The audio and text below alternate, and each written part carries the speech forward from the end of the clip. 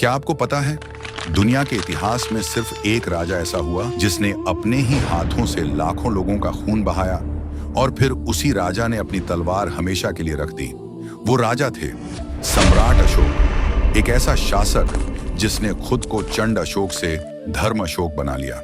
कहानी शुरू होती है 304 ईसा पूर्व, जहां जन्म लेते हैं मौर्य वंश के तीसरे उत्तराधिकारी अशोक।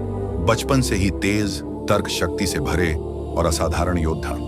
लेकिन समस्या ये थी, उनकी मां राजमहल की मुख्य रानी नहीं थी, इसलिए अशोक को कभी वह प्यार, वह सम्मान नहीं मिला जो एक राजकुमार को मिलता है।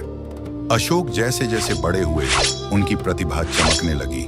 युवावस्था में ही उन्हें विद्रोह दबाने भेजा गया और उन्होंने अकेले पूरे क्षेत्र को शांत कर दिया। युद्ध कौशल इतना बेहतरीन कि सैनिक उन्हें अशोक द ग्रेट वॉरियर बुलाने लगे।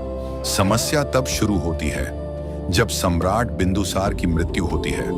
अशोक के भाई सिंहासन पर बैठना चाहते थे, लेकिन जनता और सेना सिर्फ एक नाम ले रही थी, अशोक। राजमहल की राजनीति, युद्ध, षड्यंत्र और अंत में अशोक पाटलिपुत्र के सम्राट बनते हैं। लेकिन जैसे ही अशोक राजा बने, उनके भीतर का कठोर योद्धा उभर आया। इतिहास में इस समय को कहा गया षंड अशोक काल, जहां विद्रोहियों को कठोर दंड दिए जाते थे और सीमाओं को फैलाने के लिए लगातार युद्ध होते रहे। और फिर आया वह युद्ध जिसने इतिहास बदल दिया, कलिंग का युद्ध। 261 ईसा पूर्व अशोक ने कलिंग पर आक्रमण किया।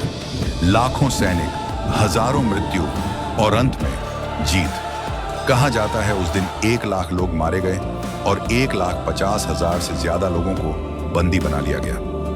अशोक जब युद्ध भूमि पर घूमे तो उन्होंने सिर्फ खून, दर्द और चीखें देखी। उसी पल अशोक टूट गए, उनका दिल युद्ध से भर गया और उन्होंने कहा, अब मैं और खून नहीं बहाऊंगा। कलिंग के युद्ध ने अशोक के भीतर सब बदल दिया। उन्होंने बौद्ध धर्म अपनाया, अहिंसा, करुणा और शांति को जीवन का मार्ग बनाया। यह वही अशोक थे जिन्हें अब लोग धर्म अशोक कहने लगे। अशोक ने अपने संदेश पूरे भारत में फैलाने शुरू किए। चट्टानों पर, स्तंभों पर उन्होंने शांति और नैतिकता के आदेश लिखवाए। यही थे अशोक स्तंभ, जो आज भारत का राष्ट्र चिन्ह है। अशोक ने सिर्फ धर्म ही नहीं फैलाया, उन्होंने देश को बदला।